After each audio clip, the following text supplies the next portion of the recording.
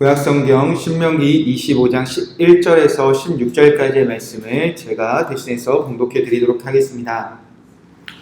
두 사람이 서로 싸울 때에 한 사람의 아내가 그 치는 자의 손에서 그의 남편을 구하려 하여 가까이 가서 손을 벌려 그 사람의 음낭을 잡거든 너는 그 여인의 손을 찍어버릴 것이고 내 눈이 그를 불쌍히 여기지 말지니라.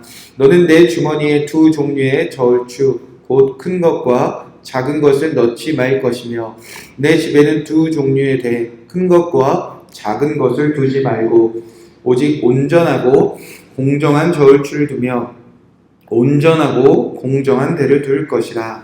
그리하면 내 하나님 여호와께서 내게 주시는 땅에서 내 날이 길리라.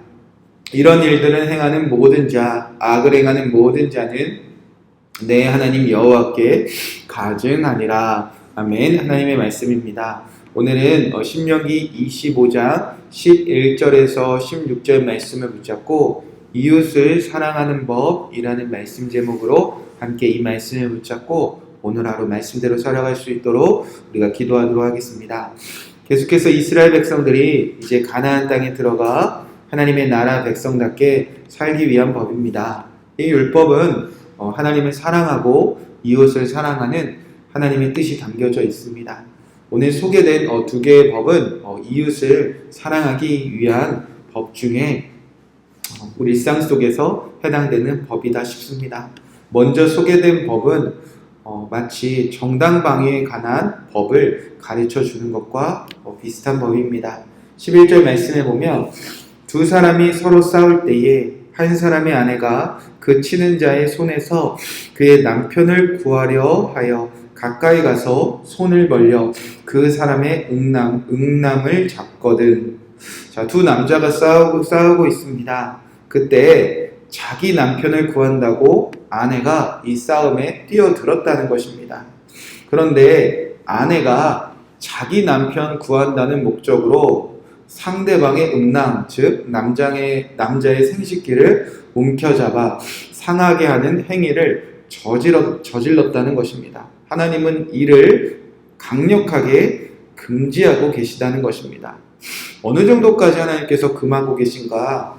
12절 말씀에 보면 너는 그 여인의 손을 찍어버릴 것이요 내 눈이 그를 불쌍히 여기지 말지니라.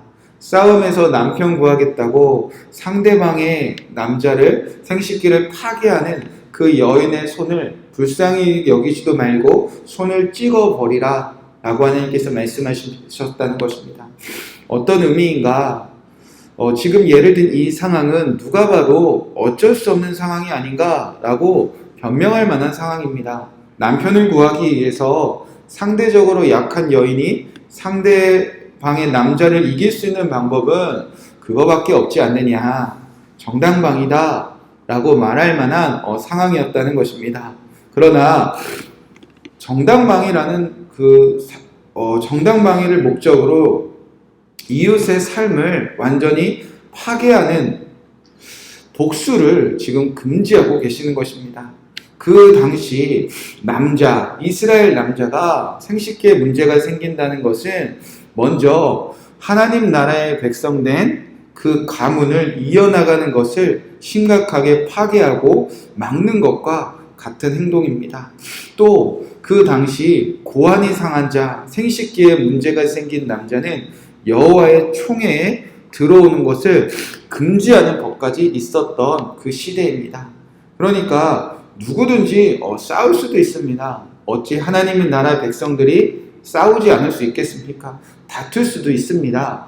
그러나 이 싸움 이기겠다고 상대방의 삶을 완전히 파괴하는 복수, 과한 보복, 그렇게 과하게 상대방을 파괴하고 복수하고 이것은 정당방위다 라고 하나님께서 말하는 것을 원치 않았다는 것입니다. 특히 싸움이 벌어졌다고 상대방을 이 하나님의 나라 백성답게 사는 것을 다 막아내는, 하나님의 총회에도 들어오지 못하게 하고 하나님의 나라의 백성으로 대대손손 이어가는 것을 다 막아내는, 마치 이제 하나님 못 믿게 만드는 그 상황을 하나님께서는 금지하셨다는 것입니다.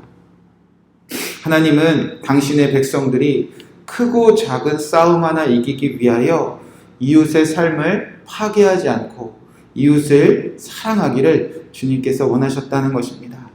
오늘 여러분도 싸울 수도 있습니다. 다툴 수도 있습니다. 이기고 싶은 마음이 있습니다.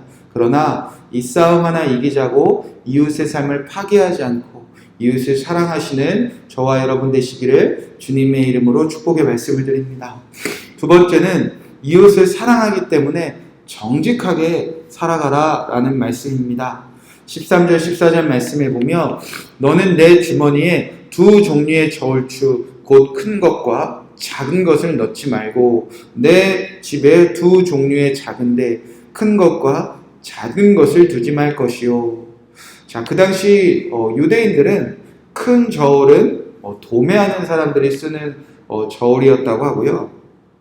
작은 저울은 혹은 작은 대는 소매, 이렇게 일상에서 작은 가게들이 쓰는 저울과 대라고 했다는 것입니다. 그래서 이 가게가 어떤 일을 하느냐에 따라서 큰 저울과 작은 저울 이렇게 나누어 썼던 사회라고 합니다. 큰 저울, 작은 저울 두 개 다 가지고 있을 수 있지, 이렇게 이해할 수 있는 상황은 좀 아니었던 것 같습니다. 자, 그런데 한 가게에서 이 두 개의 저울과 두 개의 대를 가지고 있었다는 것입니다. 자, 이유는 무엇인가? 곡식이나 과일이나 기타 등등을 사고 팔 때 상대방을 속이기 위하여 그렇게 수단으로 가지고 있는 것을 하나님께서 금지하셨다는 것입니다.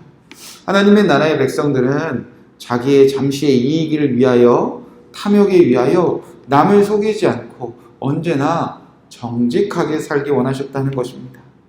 15절 말씀에 보면 그런 사람들에게 하나님은 축복하시겠다 하셨습니다.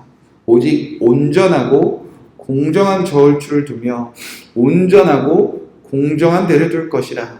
그리하면 내 하나님 여호와께서 내게 주시는 땅에서 내 날이 길리라. 온전하고 공정한 저울, 온전하고 공정한 죄, 상대방을 속이지 않고 정직하게 사는 것. 여러분, 이 작은 것 하나만 우리가 잘 지켜도 하나님의 나라 안에서 영원히 장구하게 길게 살 거라. 너는 영원한 하나님 백성이다. 이렇게 축복해 주셨다는 것입니다. 당장 사람의 눈을 속여서 무언가 이득을 취하는 자가 영원히 오래 잘 사는 건 아니라는 것입니다. 하나님은 정직한 자, 정직함으로 이웃을 사랑하는 자, 그런 사람들의 날을 하나님이 영원히 길게 하셨다는 것입니다. 그렇게 하나님의 백성들은 이웃을 속이지 않고 정직하게 살아가는 것, 그것도 하나님이 우리에게 가르쳐 주신 대로 이웃을 멋지게 사랑하는 법이라는 것입니다. 자, 오늘 하나님은 우리에게 두 가지를 말씀하셨습니다. 크고 작은 싸움 하나 이기기 위하여 이웃의 삶을 파괴하지 않는 것, 그리고 이웃을 속이지 않고 정직하게 사는 것. 이 두 가지만 잘 지켜도 이 세상과 교회와 나라는 하나님의 나라, 그 뜻을 이루어갈 것을 믿습니다. 오늘 싸움에서 이기기 위하여 상대방을 상하지 않게 하는 여러분 되시길 주님의 이름으로 간절히 축복의 말씀을 드립니다. 또 언제 어디서나 정직하게 살아가서 이웃을 사랑하는 멋진 하나님의 나라의 백성으로 오늘 승리하시길 주님의 이름으로 축복의 말씀을 드립니다. 이 말씀 붙잡고 우리가 기도하겠습니다. 첫 번째, 하나님, 우리 안에 싸움이 있습니다. 다툼도 있습니다. 싸울 수도 있습니다. 그러나 상대방을 상하지 않게 하여 주시옵소서. 상대방이 하나님 나라에서 멀어지도록 복수하지 않게 하여 주시옵소서. 이웃을 사랑하는 마음으로 오늘 그 싸움이 그치는 가정과 교회와 이 나라가 되게 하여 주시옵소서. 두 번째로는 정직하게 살아가게 하여 주시옵소서. 내가 오늘 하는 일, 해야 되는 일, 누구를 만나도 상대방을 속이지 않고 정직한 하나님의 나라 백성 되게 하셔서 가정과 교회와 나라와 이 세상이 하나님 안에서 이웃을 사랑하는 정직하고 온전한 사회가 되게 하여 주시옵소서. 이 두 가지 말씀 붙잡고 기도하시고 여러분의 개인적인 제목들 붙잡고 기도하시고 평안한 마음으로 돌아가시기 바랍니다. 함께 기도하겠습니다. 하나님 감사합니다. 오늘 이 말씀 붙잡고 우리가 기도합니다. 하나님 이웃을 사랑하기 위하여 오늘 주신 말씀을 우리가 지켜나가게 하여 주시옵소서. 두 사람이 싸우